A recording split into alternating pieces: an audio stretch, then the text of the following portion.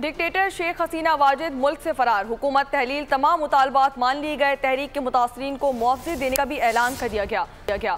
साबिक वज़ीर आज़म खालिदा ज़िया रिहा। ढाका कोर्ट ने 1000 से ज़ायद सियासी कैदियों की रिहाई का हुक्म भी दे दिया।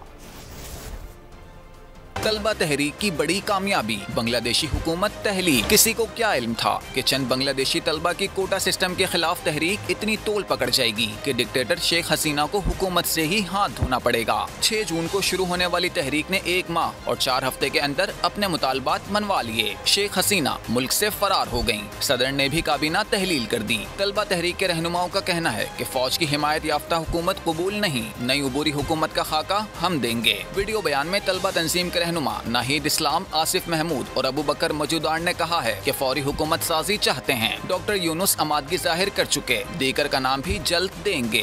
बांग्लादेशी सदर के ऐलान के बाद साबिक वजीर आजम खालिदा जिया को भी जेल से रिहाई मिल गई। अदालत ने 1000 से जायद सियासी कैदियों की रिहाई का हुक्म दे दिया। कैदियों में मुख्तलिफ सियासी जमातों के रहनुमा और कारकुनान शामिल हैं।